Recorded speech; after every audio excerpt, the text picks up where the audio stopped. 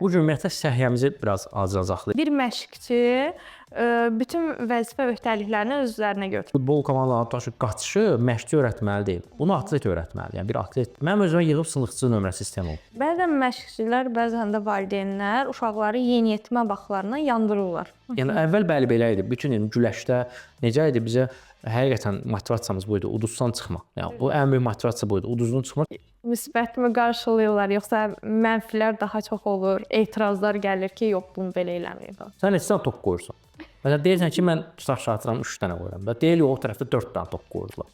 Böyük bir qürur hissidir. Qaziləri belə deyək həyata qaytarmaq, onlar dediyim kimi psixoloji belə necəsə onlara bir reabilitasiya eləməyimiz Çox təəssüf ki, acgöz insanları çünki sən bilmirsən axı bu işi də belə. Yəni öz işinə məşğul da. gəlib sənə məsləhət verən olub. Çox olur. Ümumiyyətlə Google-da yazırlar. Əyləndə belim ağrıdı. Bir də görürsən ki, şəkillə sənə göndərir. Bax gör mənim problemim nədir? Çanaq hissəsini belə qırmızı dairəyə alıb. Aha. Yazır ki, buram ağrır, səncə nədən? Çevrəndəki insanlar fizioterapevt olmağından istifadə edirlər. Eləyirlər. Məncə populyar bilirsən. Səslənəm iş yoldaşlarım. Bilirəm ki, heç kim nə eləsə də onlar eləyəcəklər.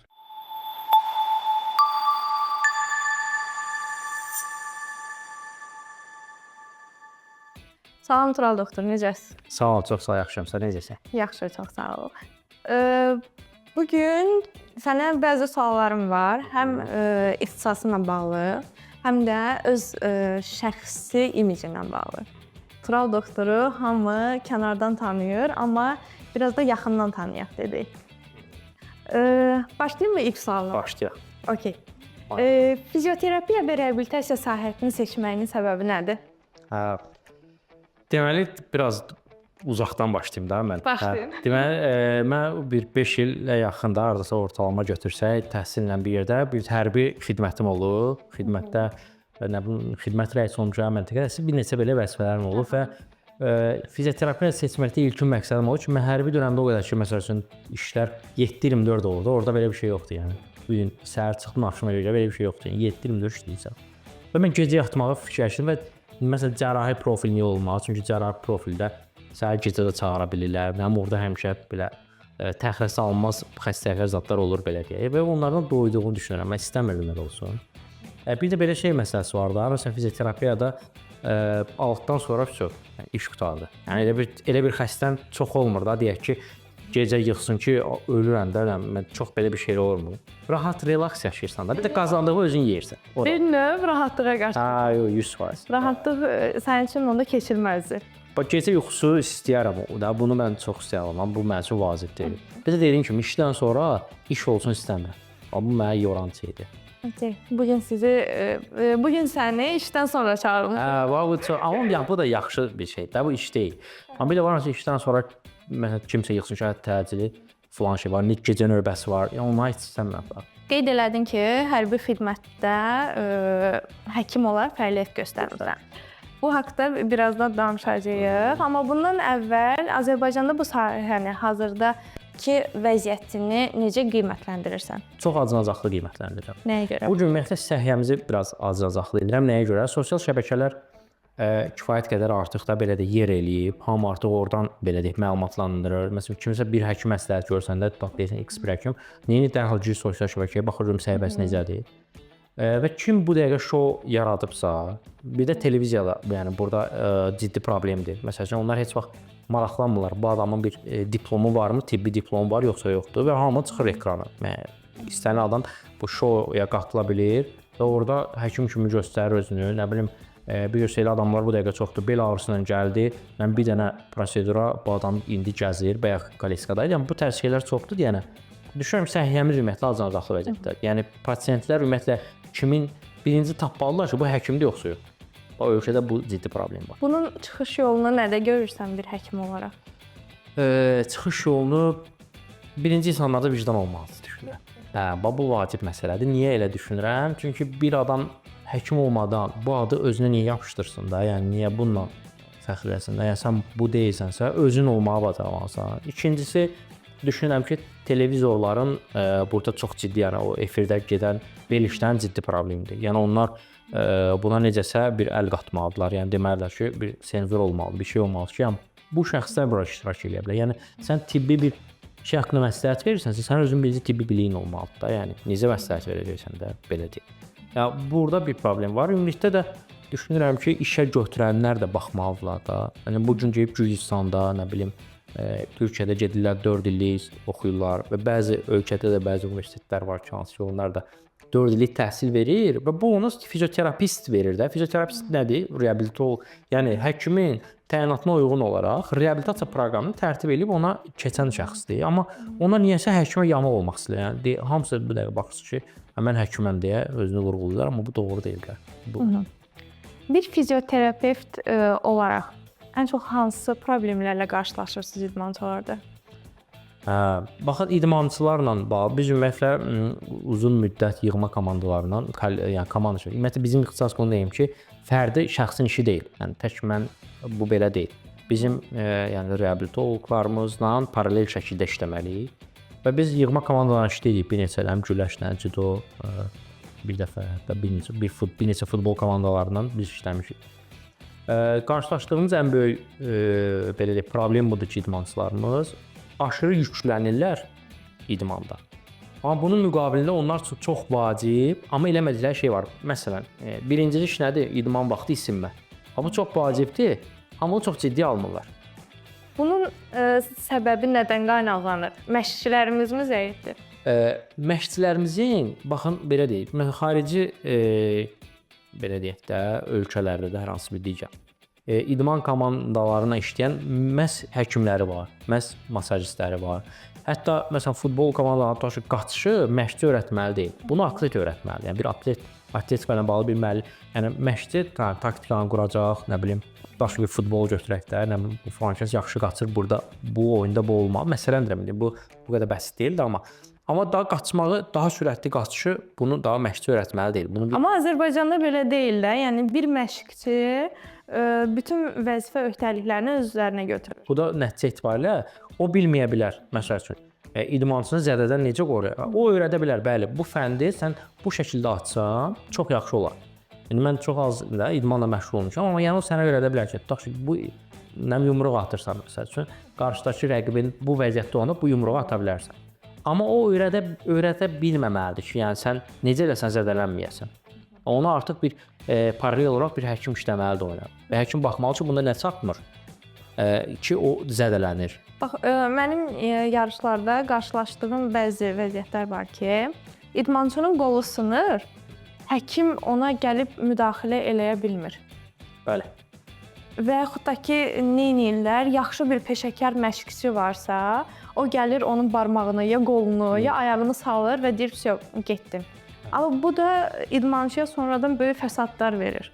İdmançı da onun üzərinə düşmür, gedib müalicəsini davam elətdirmir və bir neçə ildən sonra başlayır bədən belə deyək də etiraz etməyə. Elədir. Bu gün ümumiyyətlə idmançılarımızı baxın, bir danışdırsaz, istənilən bir ilmi. Tutaq ki, mən indi Abşeron məktəbi güləşdə də deyək ki, güləşə həm yüzlərlə adam gəlir. Tutaq ki də. Və məşqçilərin əslində çox da marağında deyil. Tutaq ki, məsələn 1000 nəfər idmançı gəldi. Bunun 999-un taleyi nə oldu? Ya bu heç çox da maraqlı deyil. Yəni bir nəfər çıxdı, hə bu bir rezultat verəcək, bu bir çempion olacaq. Əsas odur, amma 999-un məsələn o qədər olur ki, mən özüm şahid oluram. İdmanda siz deyən kimi hər hansı bir yer çıxır, aparırlar hara? Sınıqçıya. Yəni heç kimə fikirləşmir ki, bu həkimə saldı yerinə, getdi, nə qədər gedər. Siz deyən ki, müəyyən bir yaşa çatanda, indi uşaq vaxtı çox o bəlli olmur o proseslər, amma müəyyən bir yaşa çatan sonra nə olur? İdmançı artıq sıradan çıxır, tez sıradan çıxır. Bu təcrübəni özüm də yaşamışam. İdmançı olduğum müddətdə yarışdan çıxanda ayağım burxuldu, topuğum şişdi. Məşqçim mənə dedi ki, heç nə olmaz, heç nə yoxdur, keçər. Və mən getdim, üstünə 2 həftə müddətində o ayağın üstündə məşq elədim və 2 həftədən sonra ayağım şişib nə boyda olubdu. Məşqimə deyirəm ki, bəs mən artıq tərpənə bilmirəm də, çox ağrıyır. Apardılar məni həkimə, gördüm ki, bağımın büyüyüb yırtılıbdı. Oyda. Və o indi də hazırda mənə problem yaradır. Ha bu gün də siz onu hələ də cəzasını çəkirsiniz də belə deyək də. Və o xroniklər proses o qədər irəli gedir ki, və sonra o sağalmır da, yəni. Siz həmişə hər hansı bir inanmırsınız, güvənmirsiniz. Mənim özümə yığıb sınıqçı nömrəsi sistem oldu. Hətta həkimə yığıb niyə sən sınıqçı? Yəni mən həkiməm də. Yəni sən yığıb özə bizim işimiz nədir? Travma ilə bağlıdır da, yəni. Bununla bağlı federasiyalara necə müraciət edə bilərsiniz? Bunun bir dənə işi, yəni maddi tərəfi var. Çünki biz həkim indi gətirməkləri bu və ya digər də bu gərək onlara belə deyək, sponsorluq və ya o qədər maddi ya sıxıntıları olmasın ki, amma bütün federasiyalardan da əsasən də bu dəqiqə böyüklərdən demirəm ha, yəni yuxarı liqadakılardan demirəm. Bəs uşaq idmanımızı elə eləməliyik ki də biz onlar həm yaxşı və həm də zədəsiz olsun. Məsələn, mənə çox gəlib bir neçə idmandan bu yaxınlarda bir 14 yaşında uşağın dizi elə, məsələn, o dizini kimə göstərsəz o travmasını, deyərlər ki, amma bir yəqin 40 yaşı var, o qədər zədəsi var artıq. Amma yenə də nə edirlər? Gündə bir neçə dəfə və bir neçə saat idman verirlər ona. O uşaq da gedir deyir ki, məsələn, mən ağrıyıram da filan da. Mən heç kim vecə deyil. Yəni məqsəd, yəni şeyim nədir onlara? Uşaq idmanını elə eləməliyik ki, həm gələcəyinə, yəni bu gün üçün bizə lazım deyil 11 yaşında bir uşaq çox rezultatlar versin, yəni çox qalibiyyətlər olsun.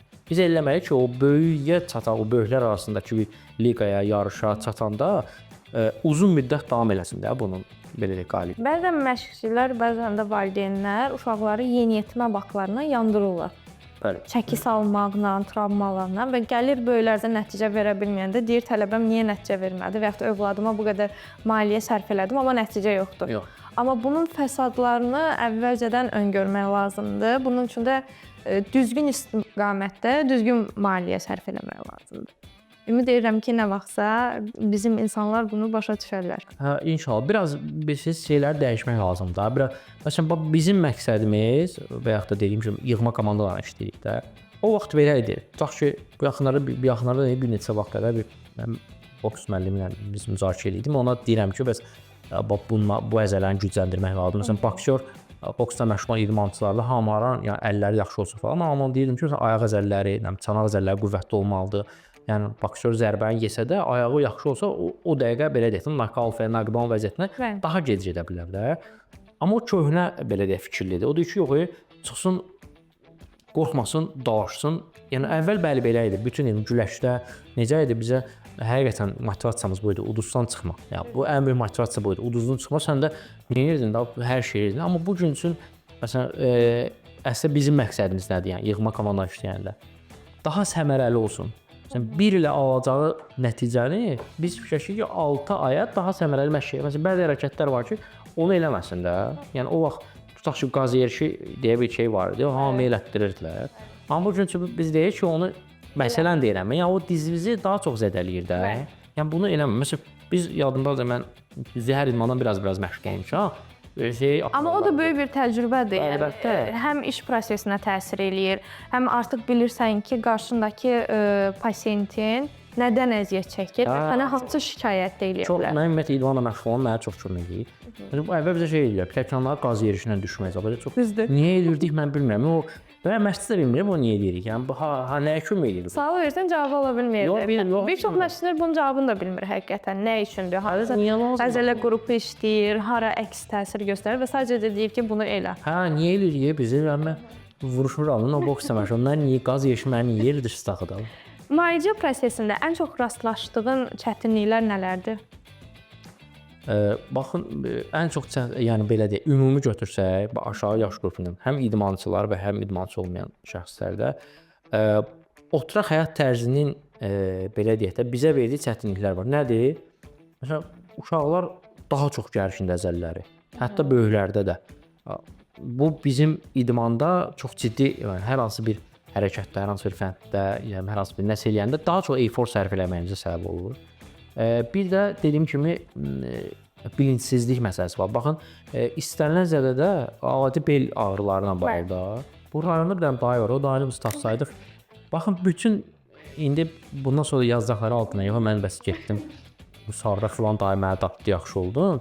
Bu biraz daha cahil yanaşırıq. Biraz deməyim bilmirəm, bu düz çıxmaz bəlkə də, yanlış anlaşılmasın. Valideynlər özləri də, yəni tamam da bu uşaqdır da. Valideyn özü də siz məsəl üçün xəmir qoyublar, nə bilim pendir qoyub. Bu ye də.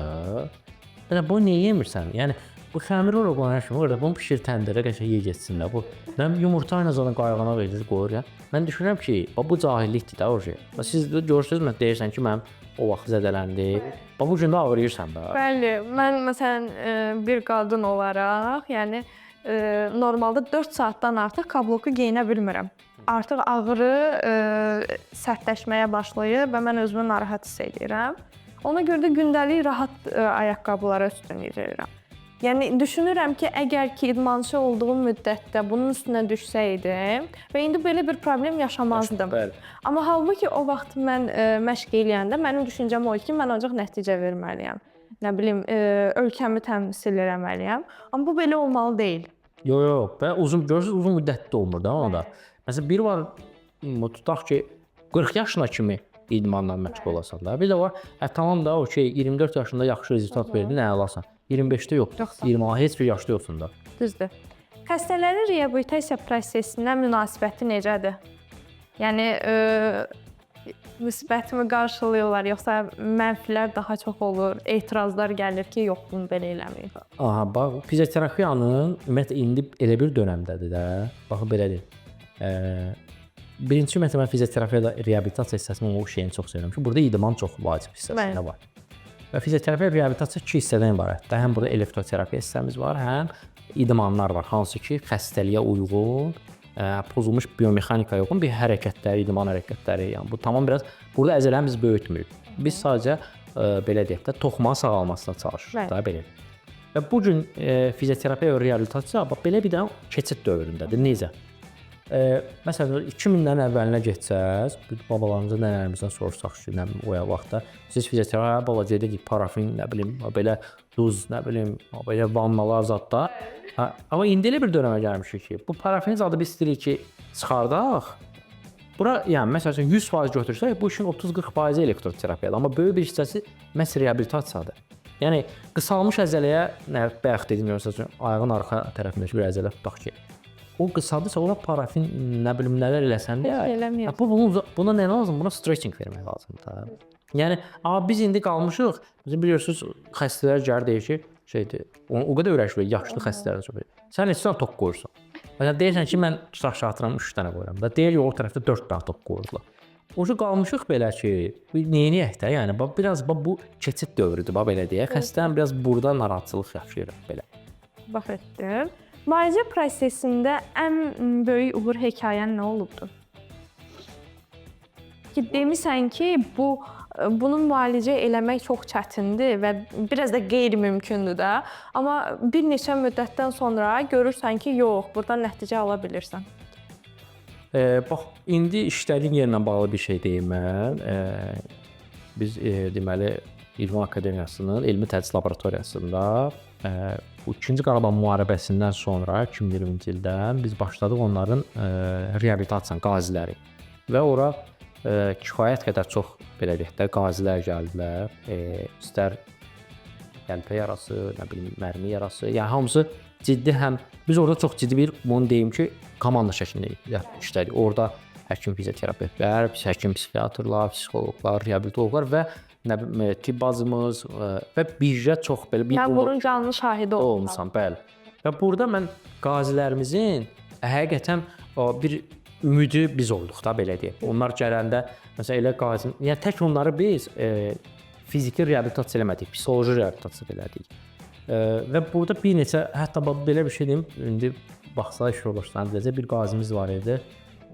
Həm yeriyə bilmirdi, çox çətinliklə idi. Həm də danışa bilmirdi. Bu şeyə görə də kəllə beyin travması almışdı və danışa bilmirdi. Biz burada dediyim kimi həm psixiatr, həm psixoloq və onunla həmişə biz məsələn vaxt təyin eləyəndə ya o bizə nəsə gəlib eləməyən, ancaq WhatsApp üzərində yazışırdıq. Yəni belə səs atmaq zad yox idi və yığıb danışmaq yox idi.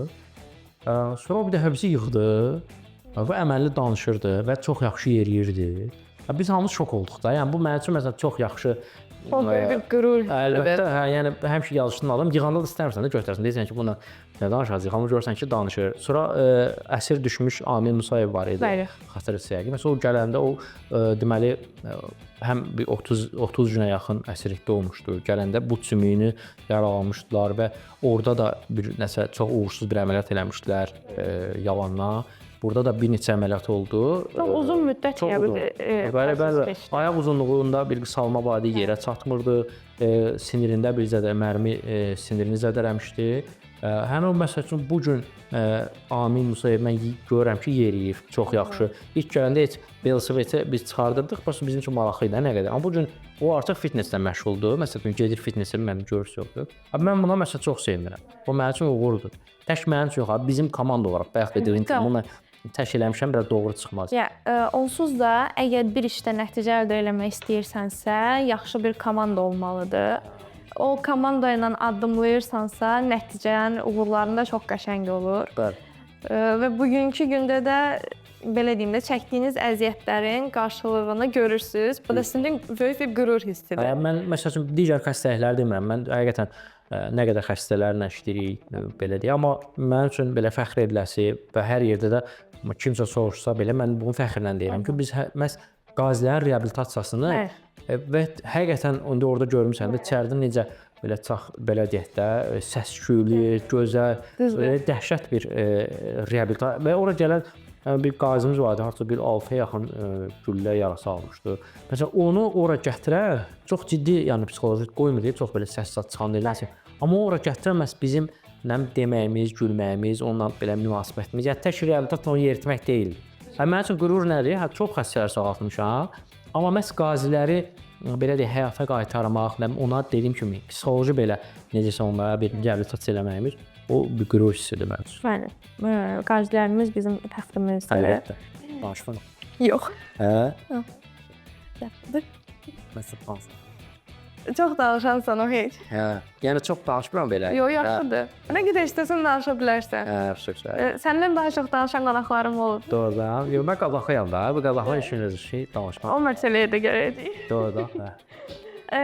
İdman zədələnmələri ilə bağlı hansı yanaşmalarım var? İdman zədələnmələri deyəndə, bax belə eləyək. Bu gün ən çox zədələnmələr idmançılarda. Biz daha çox görürük nə? Birinci diz və çiyin oynağı. Və ən çox müraciət edən məsələn, düz idmana görə biraz dəyişir prosesdə. Amma daha çox məsələn bizim güləşdən götürsək, boks, judo, bu idmanlar, məsələn fitness bu dəqiqə ölkəyə çox ciddi bir yer alıb da. Əlavə, yəni fitnessə bu dəqiqə maraq dəhşət çoxdur artıq. Və zədələr ən çox gördüyüm diz və nədir, çiyin oynağı daha çoxdur. Sonra həm topuq, dirsək belə. Və bunlara qarşı birincili mən ümumiyyətlə mənə yazanlara da, bəzən görürsünüz istəyənlər. Amma demək istəyirəm nədir? Birincili həqiqətən ona hazır olmaq lazımdır. İdmanda uğur qazanmaq çox məşq eləmək deyil. Nəinki idmanda, bütün yəni belə deyək, sahələrdə belədir. Uğur qazanmaq çoxlu çalışmaq deyil, doğru çalışmaqdır. Mən idman zədələrinə birincili işim odur ki, idman zədələrinin olmasın və olmaması üçün nə etmək lazımdır? Düzgün şəkildə səmərəli idman eləmək lazımdır. Birincili budur, yəni 4 saat mən məşq edirəm, amma qalib olmaq. Amma yəni sosial mediada görülən hərəkətlərlə deyil də, həqiqətən peşəkar məşqçilərə müraciət edib, yəni məşq eləmək lazımdır. Çünki belə deyim də, sosial mediada görülən videolarla və yaxud da ki 3 ay ərzində gedib sertifikat alıb məşqçi olan insanlarla gedib məşq elədikdə, yəni zədələr daha çox olur. Əlbəttə, daha çox olur. Və geri qayıdışı da olmur. Zədə olandan sonra həqiqətən birincisi bu biraz idmançı ondan sonra nisbətən hamı deyim, amma biraz daha ehtiyatlı davranır zədədən sonra da. Yəni bəzən hərəkətləri eləməyə cəhd eləmir, hər hansı bir belə deyək də işdə bu və digər. Birinci doğrudur. Bu gün idmançı olaraq bir adam məsələn idmançıdır, bu adam dünya çempionu, Avropada bu və digər. Bunun çoxlu rezultatdan olmağı həqiqətən bu deməkdir ki, bu həm də yaxşı məşqçidir. Yaxşı idmançıdır, fəxrimizdir bu və digər. Amma bu demək deyil də, bu yaxşı məşqçidir.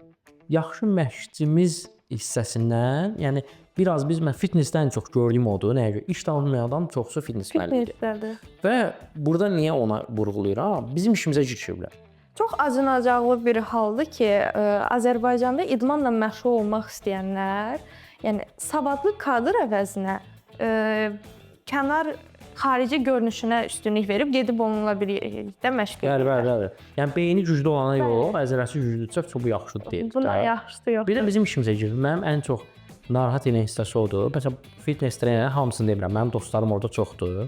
Amma bəziləri var ki, baxsa yazır mən skalyozu müalicə edirəm. Bel yırtığı müalicə edirəm. Bir dərin biraz soruşsan ki, ümumiyyətlə skalyozun niyədir də? Yəni bu adam niyə skalyoz bilmir də? Yəni Amma səbəbini bilmir. Hə, sən bu arada necə qaldırırsan? Bu bilməyəcək. Başqa elə danışırlar da. Yəni bu dəqiqə çoxdur. Nə kikozu belə eləyirəm, skalyozu oradan belə eləyirəm. Əslində hər kəs öz sahəsi ilə məşğul olsa, yəni bu problemlərin heç biri də olmaz. Çox təəssüf ki, acgöz insanları. Amma onda da adam yarımçıq qalır. O kamil bir balansı olur. Yerə kimi gedir də, yəni bir yerdən sonra görsən ki, addımlaya bilmirsən. Əlbəttə ilişəcəksən, çünki sən bilmirsən axı bu işi də belə. Yəni öz işinə məşğul da və hamı öz işini həqiqətən o deyirək kamil bir balansı olsa da insan yaxşı yarımçıq papaqçılıqdan həqiqətən elədir də. Yəni sən istənilən bir işi çox kamil bilsən, bu gün sənin işin həm atıranda, yəni iynə saxlamaqca bunu çox əla öyrənsən, valla sən ən yaxşı. Hamı səni axtarıb tapacaq da. Düzdür. Həm bəli, sosial şəbəkələr burada varmı? Var. Onlar menlər daha çox qabaq edir ya. Bəs xəstələrinin arasında çəkibidi də yazıb axtarıb, gəlib sənə məsləhət verən olub? Bunu deyim də, ümumiyyətlə bax çox olur. Ümumiyyətlə Google-da yazırlar. Məsəl üçün bizim ən böyük problemlərimiz odur da. Ən çox deyim ki, bel ağrılarında. Gəlir ki, məndə yırtıqdır, budur, odur.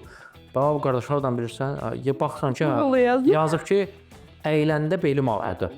Baxsan ki, belə cümlə yazıb, enter basıb. Orada da elə çıxdı ki, səndə yırtıqdır, nə bilim, sən xərçəng olma ehtimalı var, nə bilim, filan şey var. İnsan psixoloji özünə təsir edir. Əlbəttə. Və orada hamısı düzgün məlumat deyə bir şey yoxdur da, Google-dan söhbət gəlir də. Nə bilim, mənim ən böyük problemimiz də nədir? Belə şeydir. İşdən sonra çoxlu iş görür.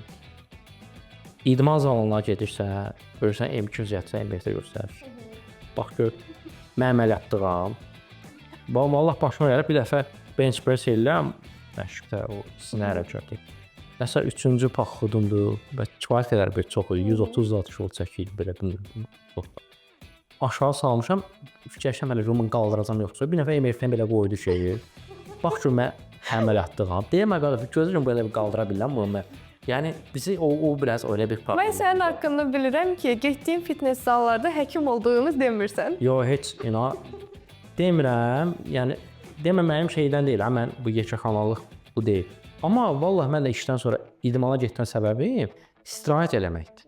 Zaten mən məsələn kimsə gəlib dirsəyini göstərəndə buram ağrıyır, mən oradan olsa bilməyəcəm də. Yəni bunu müayinə etmək lazımdır. Amma daha indi qardaş mən də gəlmişəm istirahət eləməyə. Yəni. Yaxşı. Onda burdadır da, gündəlik həyatda insan özünü bu cür xəstəliklərdən, problemlərdən, zədələrdən qorumaq üçün nə etməlidir? Bir-iki dənə üsulu de, podkastda görsünlər və səndən heç olmasa biraz əl çəksinlər. Birinci, baxın, idmana əgər burada belə professional idmanla məşğul olan bir şəxs və yaxud da övladını professional idmana qoyan bir valideyn başa düşməlidir ki, bu uşaq zədəsiz olmayacaq. Bu belə. Yəni burada sağlamlıqdan söz gedə bilməz. Çünki professional idmanda istənilən halda zədələr çoxdur. Çünki uzun məşqlərdir, həm qidada problemlər yaşayırsan, ki, hazırsan. O idman sağlamlıq deyil. Bəli, professional idman sağlamlıq deyil. Yəni çox bu gün dünya Avropa çempionlarımız çox da bizim. Məsələn, hansı birindən soruşsaz, ya çiyni, ya dizi, yəni zədəsiz deyil. Yəni nədənsə olur. Minimum əməliyyatı var. Yəni minimum bir dənə əməliyyatı var, rahat deyil. Yox, əgər bir adam məsəl üçün başqa bir yer, bankda işləyir, tutaq ki, altdan sonra idman eləmək istəyirsən, başa düşməlidir ki, bu idmanı çox zorlayıcı idman eləmək lazım deyil. Çox aram-aram, yəni sən artıq nə belə bir çempion olası deyilsən, yəni işin bu deyil. Yəni gəlir yerin idman deyilsən, sənin gəlir yerin başqadır, paralel olaraq istirahət eləməlisən. Və bu gün ölkədə şikayətlərin, yəni idmanla məşğul qeyri-professional şəxslərdə zədələrin çox olma səbəbi artıq çəkinin çox olmalıdır. Bu gün artıq çəkidən azad olsalar biraz, yəni demirəm də 50 kilosunlar, yəni. Amma artıq çəkidən azad olsalar, yuxuları normal olsa, qidalamaları normal olsa, mən məsələn diyeta demirəm. Yəni demirəm məsələn ki, qaynaq toyuq. Sən olsa bu lazım deyil. Mən. Sən hərdən toyuq qızarıb dönər yeməlisən. Yəni bu həyatdan sonra bir dəfə gəlirsən. Mən qısacası sağlamlığın üçün məşq eləməlisən. Hə, bunu qəbul eləmək lazımdır. Bir də ego məsələsi var. Bu idman zallarında mənə inanırsınız fitnessdən çox müraciət edən çoxdur da. Yenə deyirəm dostlarım o günləri bu göndərib və baxırsan ki, bu adam egosuna görə bu sədələnir. Yəni sən lazım deyil də, yəni 100 kilo ilə. Bəli, yanımdakı 100 kilo qaldırsa mən 110 qaldırmalıyam. Hə, bu lazım deyil. Bu deyil. Daha yəni məsələn daha yavaş. Bir də baxırsınız məsələn mən zallarda görürəm. Qoyun falan çəkini, qışqırır. Onu mən də görürəm. Məsələn, adicə çiyin üçün hərəkətlər eləyirlər, çəkir. Və görürsən ki, adamın çəkisi ilə qaldırdığı kilo bərabərləşmir. Yəni mən özüm də idmanla məşğul olmuşam deyə onurğa sütunu necə olmalıdır, sən orada hansı nəfəs alıb, hansı nəfəs verməlisənsə, bunu bilməlisən də.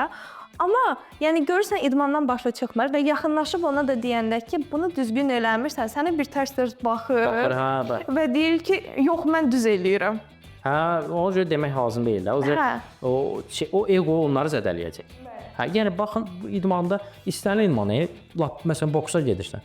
Hə, qardaş bunu özün üçün gedirsənsə, vacib deyil də sən hər gün ringə çıxasan, başqa zərbə alasan.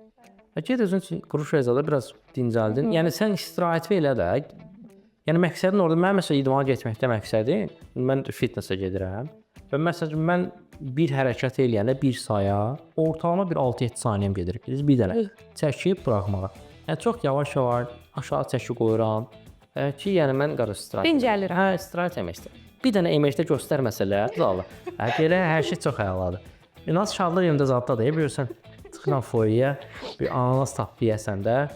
Hə, bilirsən kimsə böyürdən çıxır şeydir. Bir dənə mənə şeylədir. Hələ o var ya evdə oturanda bir də görsən ki, şəkillə sənə göndərir. Bax gör mənim problemim nədir?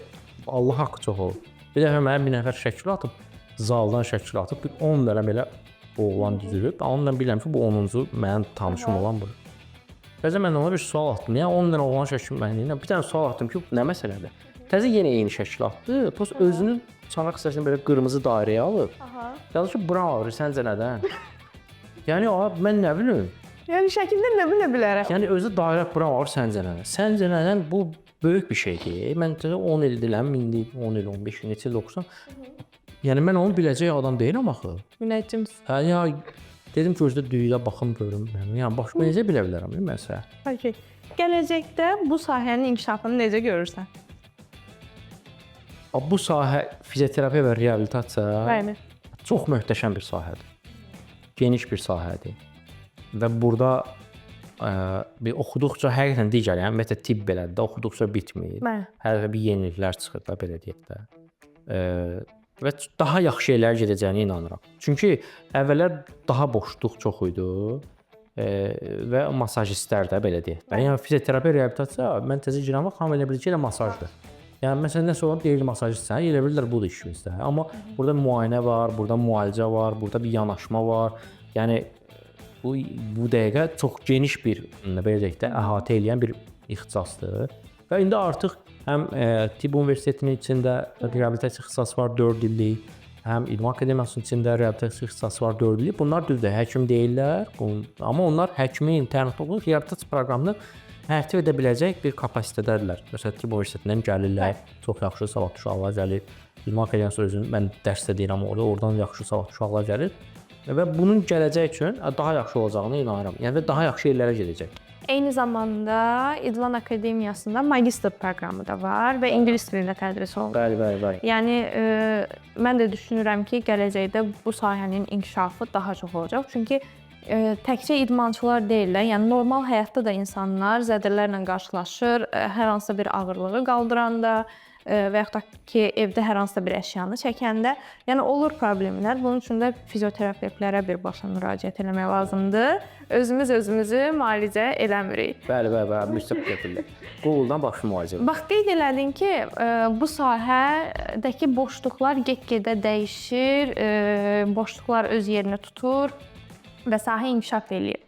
Bəs sən özünü daim necə təkmilləşdirirsən? Birincisi o təkmilləşdirmə həqiqətən bayaq dedin, İdman Akademiyasında həm İngiltərədən hansı ki, orada bura mütəxəssislər gəlir. Onlar məsəl üçün mənim həqiqətən bilgimə çox ciddi bir təsir edən əlavə qatqıları oldu. Oradan gələn Mike Uzunbayev həkim, fizioterapevtdir. Uzun illərdir bu ixtisasdadır və hətta mən bildiyim İngiltərədə boks federasiyasında da həkimdir oranın. Amma məsələn mənə qatqısı o adamın çox oldu həqiqətən. Və daha çox məsələn Türkiyədə bir neçə məsələn seminarlara qatılıram. İdman Akademiyasının özünün də təşkil etdiyi seminarlar var, hansı ki onlarda qatılaraq kitablardan belə deyək də yeni çıxan protokollar nələr varsa onlarla belə deyək həşir nəşir etdirəm. Əla. Yəni hər daim oxumaq lazımdır. Bəli. Bu sahədə uğur qazanmaq üçün hansı şəxsi keyfiyyətlər daha vacibdir? Və dərs deyəndə uşaqlara həmişə birinci dediyim şey budur ki, baxın bizim ixtisasda məntiqli olmaq ən önəmlisidir. İndi deyirəm səbəb olaraq. Burada məntiq budur ki, məntiqi olacaq hissəsi budur ki. Yəni sən xəstəlik var ortada və bu xəstəliyin olma, yəni məsələn kimsə tutaq ki də hər hansı bir hadisədən baş verir, bir ağrısı var, bir nəyi var və biz buna məntiqi olaraq yanaşmaq lazımdır. Ki burada və 3D görməyi bacarmalısan anatomiyanı. Yəni burada hansı əzələ ola bilər, nəyə bağlı ola bilər? Yəni sən bizim məqsədimiz ancaq ağrını azaltmaq deyil. Bizim məqsədimiz odur ki, adam həmçinin də günlük həyat tərzini davam edə bilsin. Yəni şey eləmək çox rahatdır. Tutaq ki, bir xəstədir gəldi, dizi ağrıyır, ona deyirsən ki, çalış hərəkət eləmə. Bu çox rahatdır. Bu bütün gün uzana bilməz axı. Bizim əsas məqsədimiz odur ki, həmin burada pozulan o biomexanikanı tapmaq, onu elə müalicə eləmək lazımdır. Bu adam yəni günlük həyatına davam eləsin də. Yəni və ya da belə ağrıyan adama deyirsən ki, fitnessə getmə. Belə bir şey yoxdur da. İndi baxır düzdür, burada indi dərəcələnmə var, yəni bu və digər şeylər var. Amma bir kiçik bir ağrıdırsa, bir adi bir zədədirsə, yəni bunu sağaldıb onun günlük həyatına davam etdirməlisən. Amma bunu da bilmək üçün həqiqətən birincili işimiz bu məntiqi hissəsi olmalıdır. İkincisi, bu ixtisasda olan hər bir şəxsə mənim ən birinci tövsiyəm budur ki, onlar özləri idmanla məşğul olmalıdır. Yəni təsəvvür edirsiniz, yəni dietoloqa gedirsiniz, özü 100 kişidir. Yəni, o sizə nə diyet ayadacaq? Yəni, o çox belə inanmayacaq. Həmçinin bizə gələn, siz özünüz onurğalı zəhəri belə şey olsa, gələn adam da baxar ki, bu biraz, yəni özün bir də verəcəyin idmanları başa düşməlisən sən nə idman verirsən. Çünki onu birinci özün eləməlisən deyə düşünürəm. Bunlar mənim üçün çox vacib və çalışmalısan da bu başqa. Əla. Bildiyimə görə Tural doktor bu həyatda iki şeyi çox sevir. Nə ilə düşünürəm? Məncə sən təxmin elə, mən deyim. Yox, bilmirəm, deyil. İyi, hepsine var ya. Yox, biri qızındır. O heç olmur.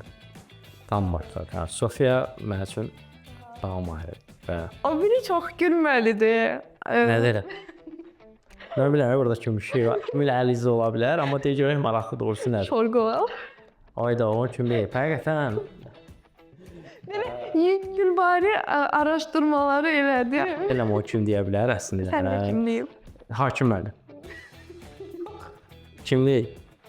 Kəmalə. Ay, sağ olsun. Düz deyir, hə. Mən məsələn bax heç vaxt şirin çay içmirəm. Heç vaxt. Yəni belə içməmə səbəbim belə sağlamlığa zada görə deyil. Yəni sevən adam deyiləm. Yeganə sevdiyim şorqoğalla şirin çay. Mənə təkidlə də dedilər ki, hətta da şirin qoval yox ha, şorqoval. Şorqoval. Məsələn, qoval niyə şirin olan, onu kim eləyib bilmirəm. Yəni vallahi deyirəm, o özü sonradan gəlmiş. O kim fikirləşir, niyə fikirləşir, onu bilmirəm. Həqiqətən. Amma şorqoval və onun əsas hissəsi var. Şorqoval səpmə şorqoval olmalıdır. Yəni belə ortasına qoyub verdin, elə bu şorqoval səp. Və ancaq şirin çay eləyəcəm. Amma Sofi isə tam müqayisə olunmayacaq. Yəni Sofi mənim heç bir şey ifadə eləyə bilmir. Mən deyirəm ki, insanlar bilmirəm, bəlkə başqa nələrdəsə tərəddüd eləyə bilər, başqa bütün hisslərdə yox. Amma övladı üçün düşünürəm ki, tam tərəddüdsüz olur yəni. Bu mənim üçün aiddir. Qızın Sofiyanın hansı idman növü ilə məşğul olmasını istəyərdin? Ya da icazə verərdin? Yox, idmana getməyini dəstəkləyəcək. mən istəyirəm ki, idmana getsin. Özümün planım mən olimpiyadalarda ən çox baxdığım, sevdiyim idmanlardan biri şüy ilə tullanmadır. O prosta bizim ölkədə çox belə belə deyək də populyar deyil. Yəni elə bir ona bir tapası deyiləm, amma Hakim müəllim bayaq dedim də, Hakim müəllim həm bizim dostumuzdur, həm bir yerdə işləyirik və mənim gördüyüm deyirəm ha, ən savadlı idman müəllimlərdən biri və birincisidir mənim üçün. Yəni çox əjdaha adamdır. Onunla Eyni zamanda Hakim müəllim, mən özüm də İdman Akademiyasında təhsil almışam və Hakim müəllim mənə atletikadan dərs deyirdi. Hətta mənim praktik dərsim Hakim müəllimdə idi. Düşünün ki, qışın oğlan çağında qardı, borandı. Biz forma geyinib stadionda qaçırdıq. bax Hakim mən o şeyi çox sevirəm. 5 qruq, yəni o 5 qruq qaçılmalıdır və sən qayıdıb ondan sonra əynini dəyişib otura bilərsən. Yəni bütün praktik dərslərinə girmişik. Bu o şeyinə xoşum gəlir də. Belə dəqiq adam, konkret adamdır və biz onunla danışmışıq. Danışıq deyim, istəyərəm ki, sədlərlə qaçış növü üzrə atletmanı. Soruşum o istiqamətdə mən istəyirəm. Nəyə görə istəyirəm? Həm ümumiyyətlə bu gün dediyim kimi bu telefon, nə bilim bu və digər şeylər uşaqları çox ciddi bir təsəvvür edin ki, okeanın içində özünü bir akvarium içində salmısan. Okeandasan amma akvarium içindəsən. Yəni ciddi bir sərhəd qoyur da. İndi istənilən halda bu gün bunu çox məhdudlaşdıra bilmirik də, belə deyim. Və qaçış onun üçün çox vacibdir. Və mən istəyərəm ki, o zaten atletikanın ilk mərhələdən sonra biz sədlərlə qaçışa başlamırıq. Çox növçülük başlanılır falan. Və düşünürəm ki, mən bu istiqamətdə ona özünə də çox köməklik edə bilərəm ki, bayaq dediyim kimi daha zədəsiz və uzun müddətli bu işdə belə deyək davam eləyək. Mən bunu istəyirəm. Amma indi gələcəyi üçün Sofi istəməsə, yəni mən onu heç vaxt məcbur eləmərəm. Mən şahmat istəyirəm bilsin. Mən gimnastikanı istəyirəm ki, onun üçün çox yaxşı olar bilsin. Yəni idmana yönümlü olsun nəticədə. Həm də evdə gördüyü şey də budur. Yəni mən idman edirəm, bunu görür ki, yəni idmana gedirəm. Özü də hər dəfə soruşur gələndə 1-2-3-dən gəlirsən, adın 1-2-3 qoy. Yəni idmana getdiyimi görür və mən istəyirəm ki, o da bax, yəni bu getsin bu istiqamət. Amma yox illah da ki, deyəcəm mən istəmirəm. Çevrəndəki insanlar fizioterapevt olmağından istifadə edirlər. Eləyirlər. İstifadə deməyim də, indi böyüdüyüm yerdə mən indi Xırdalada böyümüşəm də belə. Uzun müddətdə 34 il oradayım. Orada məni tanıyan, eləyən çoxdur qayıtdı. Əvvəllər ilk vaxtlar daha çox məsələn, kim hara yığırdısa gedirdim. Onda həm də işin təzə başlayan vaxtlarım idi. Həvəsli idim. Həm həvəsliydim, həm də işim bu qədər çox deyildi də. İndi məsəl üçün heç belə çox zəng eləyib cavab verə bilmirəm. Kim hara deyirdi gedir. Harda deyirlər baxırdıq. Bax valla şeyə getmişdim, Türkiyəyə olanda manual terapiya var. Bu Xarxut Show proqram var belə. Onu oradan sonra öyrəndim də. İndi burada mən bir həftəlik oyuncu Gəlib burada bizimkilərin üstündə tətbiq. İndi gəlib, yo bu mən indi bizdən bu xəstə eləmərəm axı. Bunu birinci harda eləməliyəm? Bu doğmalarda eləmək lazımdır ki, görək alınır yoxsa alınmır. Ona görə kimi harda tuturdum? Həm ona yaxşı idi. Cavab bu dəqiqə onun üçün kifayət qədər uyğun verir. Allah baxımdı da. Heç kim getməyib. Yəni hamı yerində indi bir iki dənə belə əlil var, amma belə ümumilikdə amma bu burada mənə onlar da qarşılıqlı olub. Burada da simbiozluq eləmişik də. Yəni amma indi bu dəqiqə yanıma kimlərsə gəlir və kifayət zaten bu dəqiqə xəstələr hamısı nə qədər xəstəm varsa da belə deyək gələnə. Böyük bir qismi zaten dostlardan, tanışlardan gəlir də. Yəni zaten biz birimizə əl tutmalıyıq, kömək etməliyik. Və burada bir məsələ var da. Mən həm həkiməm, bakalavr tip təhsilim var. Ondan tövsiyə edə biləcəyim ən yaxşılardanam, belə tərif kimi çıxması. Və onlara da üzar baxmışam. Tərif. Deyirəm məsələ şeydə özüm tərifləmək kimi olmasın, bütün cümlələr əslində özüm tərifləmək üçündür. Bəli. Yox, mən yəni burada tərif də olsa, yəni yaxşı seçənək belə. Yaxşı Tural, həkim olmasaydın hansı peşəni seçərdin? Deməli heç özümü başqa yerdə başqa bilgim də yoxdur. Deyim ki, filan şey də özüm. İdmanda yəqin ki, mən yaxşı idmanda uğurlu olardım. Amma buna əminəm, idmanda yaxşı uğurlu olardım.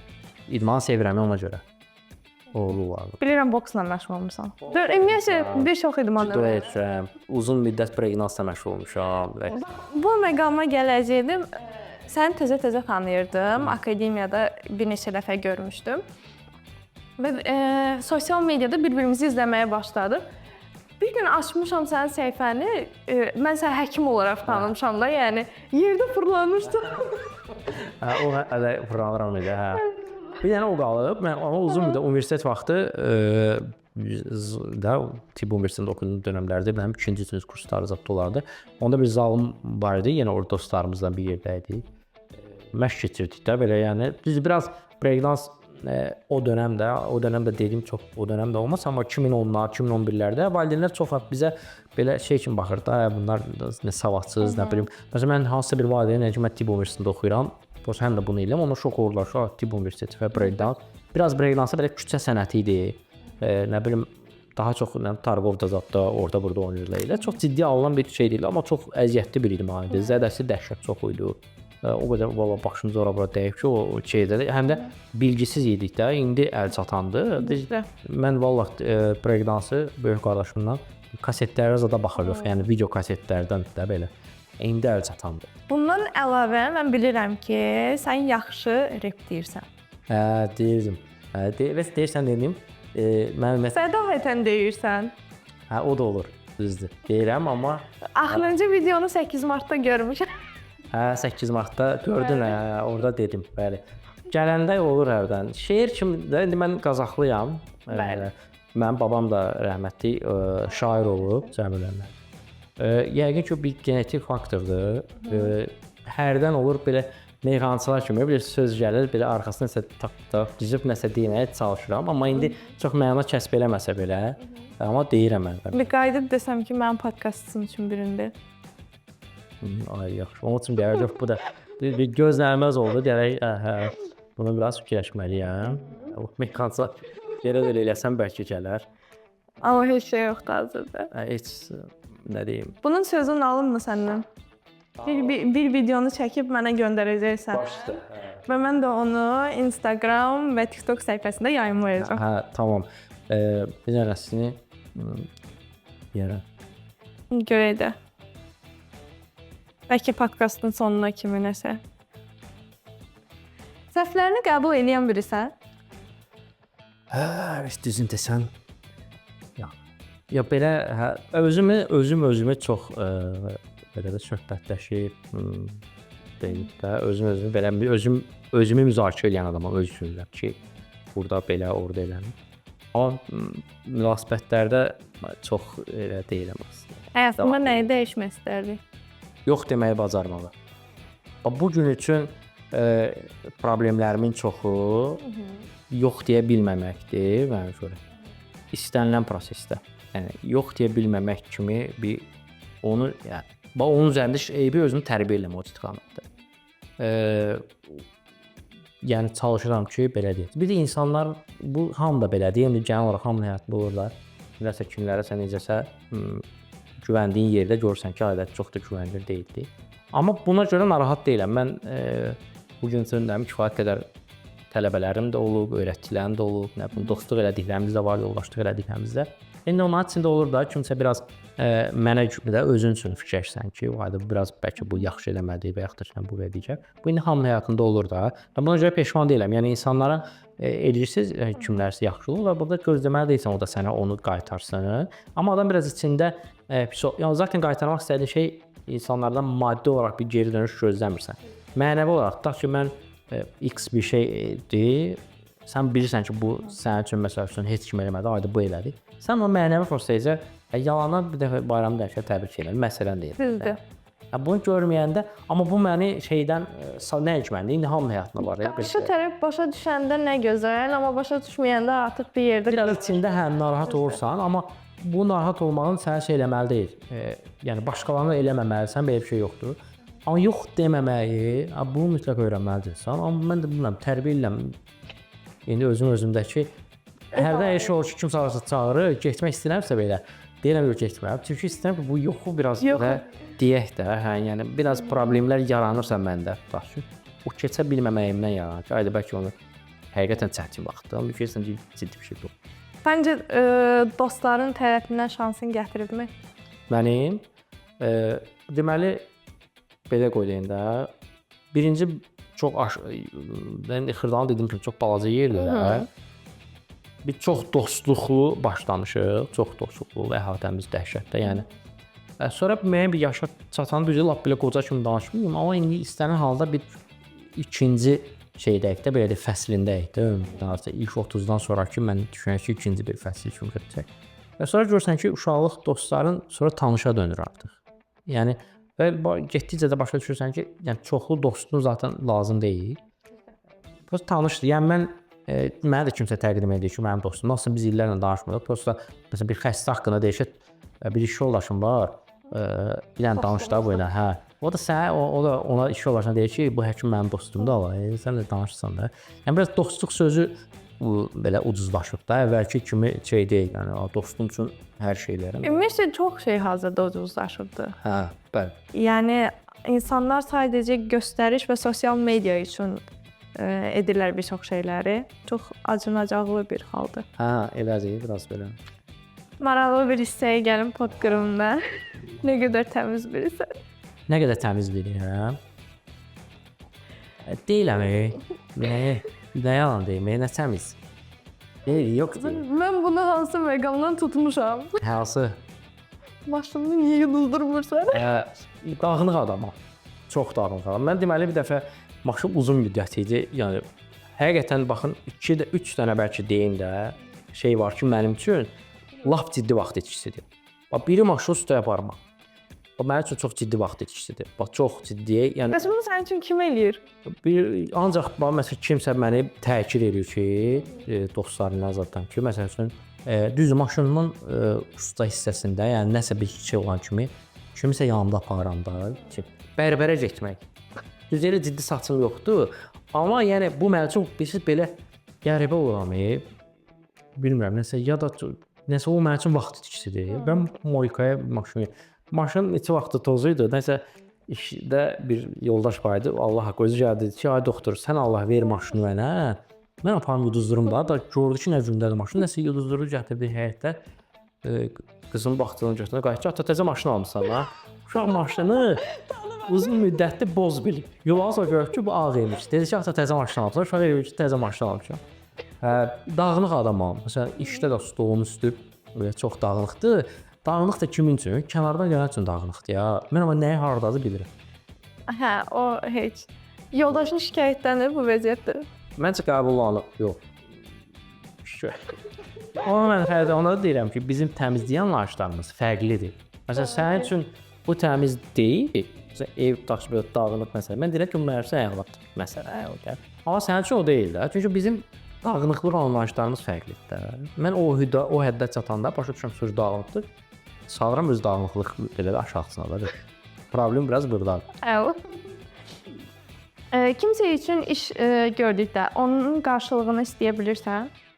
Yox. Bu da mənim üçün yox deməyə bərabər. Hə, şey eləyə bilmirəm. İstər maddi tərəfdən, belə götürsək də, indi bizim işimizin şeyi budur da. Yəni hətta ilk başlarda vəbşə belə deyə utanırdım. Həm də düşündüm ki, və bu gün üçün də belə düşünürəm, amma həkimlə pasient arasındakı o maddi tərəflər biraz belə olmalıdır. Arada bir kimsə olmalıdır bu işi görəcək də. Yəni biraz belə həkimi şeydən salır deyə düşünürəm. Gözdən salır deyə düşünürəm. Elə.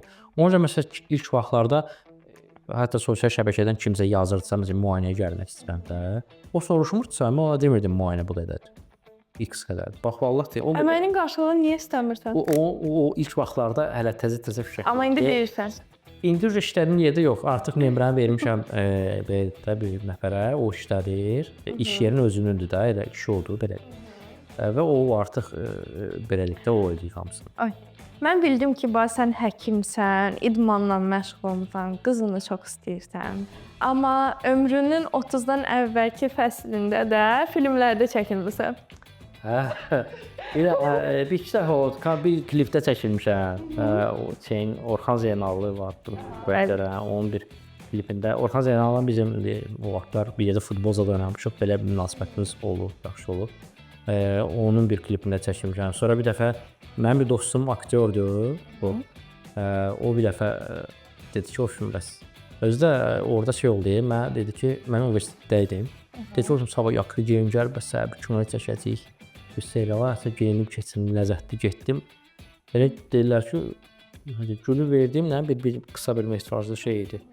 Heç verdim, gülü götürdü, tapma maşınını da alışdı. Bir adam sonra sən hara gedirsən, yeyirsən. Sonra bir neçə verilişdə çəkilmişəm. Belə şeylər var, yemək pişirməkdə zaten. Bəs yaxşı Tural, yeni tanıdığın birinə niyə 100% cavabını bildiyin sualı verirsən? Və bunu çox edirəm, çox edirəm. Bu şeydir, qarşı tərəfi yoxlayıram əslində. Nəyə görə? Bilgisi nə qədərdir ümumiyyətlə mənim üçün çox maraqlıdır. Adam yəni öyrənə biləcəyi adamdırmı yoxsa yox? Bunu eləmişəm işdə. Təzə gedən vaxtlarımda şey eləmişəm. Hakim müəllimə çox eləmişəm. Hakim müəllimi bezdirmişdim. Hakim müəllim yaxşı, mən onu o vaxt tanımırdım düzdür. Amma mənim maraqlı idi. Çünki mən idmanın özüm də yəni dediyim kimi demirəm, mən çox professional bir idmançı olmamışam, amma idmanın içindən gəlmişəm. Əhatəmdə bu dəqiqədə nə bilim məşqçilər, yığma komandanın üzvləri, nə bilim dostlarımız, yoldaşlarımız, tanışlarımız çoxdur da. Yəni idmanın içində olmuşam. İstənilən idman növü ilə məşğul olmasam da görmüşəm, eləmişəm. Və mənə çox maraqlı idi və anatomiya nisbətən anatomiya bilirik, işimizin böyük hissəsi odur. Və mən istəyirəm ki, özümün də işlədiyim şəxslərin bilgili və professional adamlar olsun. Yəni zaten bir xidmət sektorudur həm də. Və bu xidmət sektorunu çox yaxşı eləməli, professional eləməliyik. Qazi məşqlərimiz dönəmlərdə hakim müəllim orada tanış olduq. Hakim müəllim verdiyi məşqlər var idi.